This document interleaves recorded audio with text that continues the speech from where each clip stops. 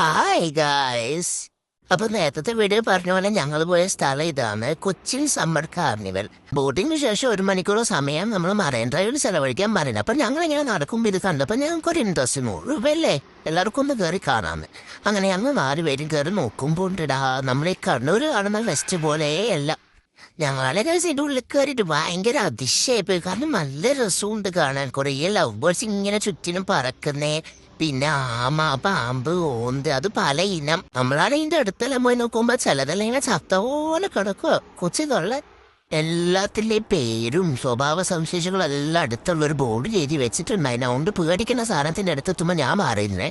എല്ലാവരും കൂട്ടിൻ്റെ ഉള്ളിലുള്ള സാധനങ്ങൾ നോക്കുമ്പോൾ എൻ്റെ കണ്ണി ഈ ലവ് ബേർഡ്സിൻ്റെ അടുത്തായിനെ. ഈ ലവ് ബേർഡ്സ് ആണെങ്കിൽ ഇങ്ങനെ താണ്ടോ പറന്നുകൊണ്ടിരിക്കുക. അപ്പം ഞാൻ വെച്ചിട്ട് എന്താ ഇങ്ങനെ പറക്കുന്നു. അപ്പം എന്താ അടുത്ത പണിക്കാരൻ ഇങ്ങനെ ഇവർ പോയി മരത്തിലിരിക്കുമ്പോൾ മരം അടിക്കുന്നുണ്ട്. അപ്പം ഇത് പക്ഷികൾ പേടിച്ചിട്ട് ഇങ്ങനെ പറന്നുകൊണ്ടിരിക്കുക റെസ്റ്റില്ലാണ്ട്. പാവങ്ങൾ എന്നെ ഈ തത്താണ് ആ കണ്ടപ്പോൾ മുതലേ കൂട്ട് തരാൻ കളിക്കുക. ഞങ്ങളെ കണ്ട് ഇഷ്ടമായിട്ടാണോ അതോ ഞങ്ങൾക്കൊരു കൊത്ത് തരാനാണോ എന്ന് എനിക്ക് മനസ്സിലായിട്ട്. ചില കൂട്ടിലെല്ലാം നമ്മൾ കണ്ട് പരിചയമുള്ള മൃഗങ്ങളും ചിലതിൽ കാണാത്ത മൃഗങ്ങളാണുള്ളത്.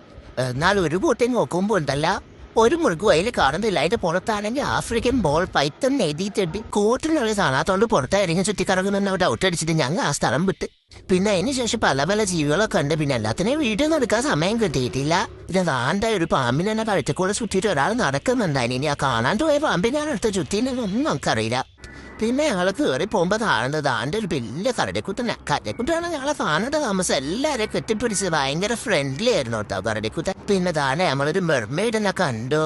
പിന്നെ മെർമെയ്ഡ് വന്ന ശേഷം നമ്മളിങ്ങനെ നടന്നു. എന്തൊരു 3D എന്തോ ഒരു സംഭവം കാണാനാന്ന് പോയിനി. പിന്നെ ആടെത്തുമ്പോൾ അതിശയാണ്. കാരണം നമ്മ മനസ്സിൽ വിചാരിച്ച 3D മറ്റേ കന്നഡയെല്ലാം വെച്ചിട്ടുള്ളതാണ്. പക്ഷെ ഇത് തന്നെ ഒന്നൊന്നൊരു എക്സ്പീരിയൻസ് ആയിരുന്നു ഗൈസ്.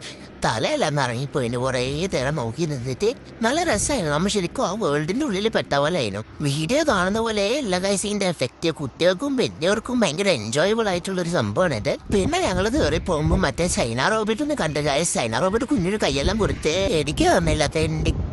എന്നിട്ട് നമ്മൾ ചെന്ന് വരുന്ന ഫുഡ് സ്റ്റാളിന്റെ മുന്നിലാണ്. ഫുഡ് സ്റ്റാൾ മാത്രമല്ല എന്തെല്ലോ ഉണ്ടായിരുന്നു സംഭവം.